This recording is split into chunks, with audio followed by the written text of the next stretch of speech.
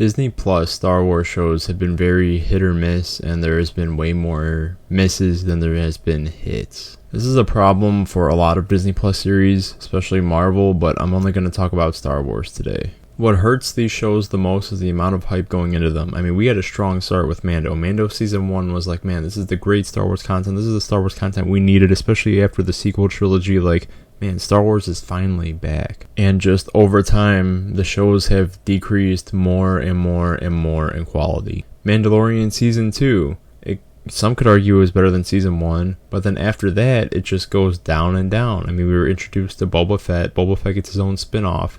And that was probably one of the worst Star Wars shows out there. And I think what's frustrating to so many people is the amount of potential that show had. I mean, a Boba Fett spin-off show that just features him like kicking ass in the underworld and the crime world, or taking over a whole crime syndicate, that sounds awesome. And then they go do a complete 180 and now he's trying to be a good guy. There is some cool moments like introducing Cad Bane, seeing how Boba got his armor back, even though it's kind of funny when he's coming out of the Sarlacc pit, he's like 80 pounds heavier than he was in Return of the Jedi. Introducing Cad Bane to live action. I know he came out in the Clone Wars, but everything else about the show is just bad. It is not good. The whole biker gang sequence, the whole biker gang in general just felt very out of place with their designs, and just everything about them felt off. And we had 2 episodes of this show, 2 episodes that didn't even have Boba in it. No, I'm wrong, okay? Boba wasn't in one of the episodes. In the other episode, he cameoed at the very end of it. So we have 2 episodes that just feature Grogu, Mando, and Luke in a Boba Fett show. Why? And they don't even interact. Luke does not interact with Boba. There's clones in this show. There's Luke in this show. And Boba doesn't interact with any of them because he's not a part of that sequence. And it's his own show. I truly don't understand what they were trying to do when they made this show. It could have just been its own thing. It could have been showed Boba throughout the years too. It didn't have to be, it could lead up to like when he killed Bib Fortuna, whatever the hell his name is. We could have seen him as a kid, as a young adult, like pre-Empire, post-Empire, post-Empire. Like just what he's been up to and what he's currently doing now. That leads into current day. And then we have Kenobi, the most anticipated Star Wars show of all time. And man, I think this is the most disappointing shows I think I have ever watched. I mean, it's my fault for having expectations so high, but still, man, this show was so disappointing. We've been campaigning for this movie for like the past decade, and what we got felt like a slap in the face, honestly. Kid Leia should have never been a thing in this show. I don't know why they felt the need to have another kid, an adult, when we have that in Mandalorian. I guess they wanted to try to replicate the success of it. We get the worst chase sequence in all of Star Wars when the kidnappers just get stopped by a single tree branch. It's like, oh, curses, there's a tree branch in the way, I can't get you now. And Leia's running like, she's doing like a light jog. These guys could easily just tackle her to the ground, and instead they have to play stupid in order for the plot to work. And I think that's my biggest problem with this show, is that everybody has to act stupid for this plot to even remotely work. Just look at when Obi-Wan and Leia had to sneak into the Inquisitor base, I think it was,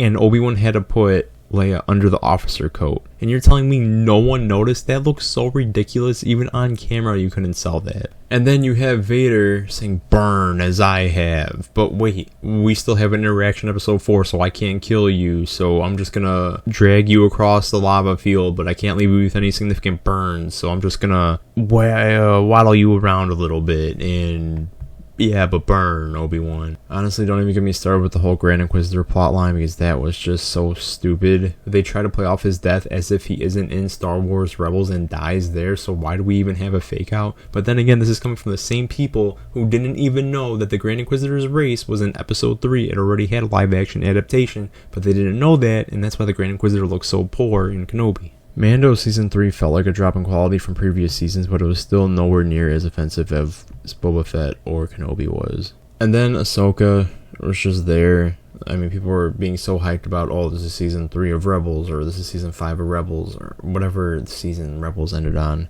But I never liked Rebels, so that news I never really cared about any of that. I never went with the expectation of this was going to be a good show. I thought Rebels was not a good show. I didn't really like any of the characters. The one character I liked died, so that's about my extent of liking Rebels. And I thought the Ahsoka show, again, was kind of stupid with how Sabine had to force train herself, how they cared about finding Ezra, how if you have enough willpower, you can now learn the Force, which is something that I feel like Palpatine would have utilized in some people that, like, I feel like a way more people would utilize if you just force yourself to have the Force penetrate you.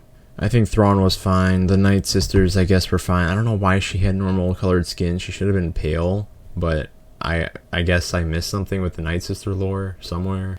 Andor, probably the Loki of the Star Wars series, like the one standout series that's actually good, that people universally enjoy. It's like one home run out of like the many duds that Star Wars Disney has taken for the Disney Plus shows. In terms of viewership and everything, Andor has the lowest, and I think that's because, well, he's not really a popular character, so they shouldn't have even named the show after him. If the show would have had a different name, it would have had an interesting name, I guarantee you the viewership on the show would have been way higher. A show called Andor, a secondary character in Rogue One, is not going to do as well as a show named after Ahsoka or named after Obi-Wan Kenobi, like staple names in the Star Wars universe. I think Disney really shot themselves in the foot by naming the show Andor instead of something interesting. I'm not saying change the show or anything, but if it would have had a different title, the viewership would have been up, exposing more people to good Star Wars content. If you like any of these shows, it's fine.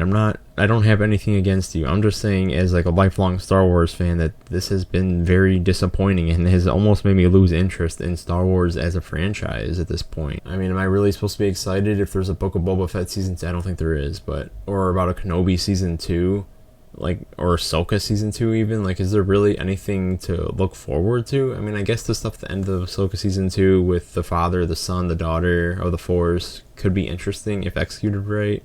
But I guess time will tell. All these series will lead into the Mandalorian and Grogu, I think the movie it's called. I don't know what the exact title of the movie's called, but everything is building up to it. Hopefully that movie's good. Hopefully it's not bad. Features the High Republic era, so hopefully it's something unique. I didn't even mention Skeleton Crew. I never watched Skeleton Crew, so I can't give my opinion on it. It's forgettable. And then you have the Acolyte, which I don't even think I need to talk about. It's the secret invasion of Marvel, or for Star Wars, and it's not good. Clone Wars Season 7, people are so blinded by the first 3 episodes, but the bulk of the rest of the season was not good. The Martez sisters, the Bad Batch arc, I don't think that was good Star Wars Clone Wars content. The last 4 or 3 episodes were the best Star Wars Clone Wars content we've gotten, but the rest of that season is not good. But still, it ended really strong, so it's still a solid. I think it's still a winner at the end of the day. And then Star Wars Bad Batch, I think it was a decent show overall. I don't think it was anything special. It wasn't bad, it wasn't that good, it was just there. It's an enjoyable piece of content if you need something to watch. Although what they did to Scorch was so stupid and annoying. It's like no show can go without having a stupid decision made. I'm hoping that the next 10 years of Star Wars Disney Plus shows, we get stuff that's more memorable, stuff that like people want to make and people care about making, not just stuff that feels like people are forced to make. And I really hope that we see something good out of Star Wars Disney Plus shows in the next 10 years. I mean, the Tales series have been fine for the animated side of Star Wars. Hopefully we get an animated show that shows like after episode, or before episode 7, after episode 6, like building up the New Republic. I know that's what they're doing with the movie, but we need some like world building for the sequel trilogy. As much as I don't like the sequel trilogy, some world building would be fantastic. Anyways, let me know what you guys think. Do you enjoy Star Wars Disney Plus shows? Do you think they're fine? Do you think I'm complaining too much? Do you think I'm valid? Let me know in the comments below. Let me know your favorite and least favorite Star Wars Disney Plus shows, and I'll see you guys in the next video.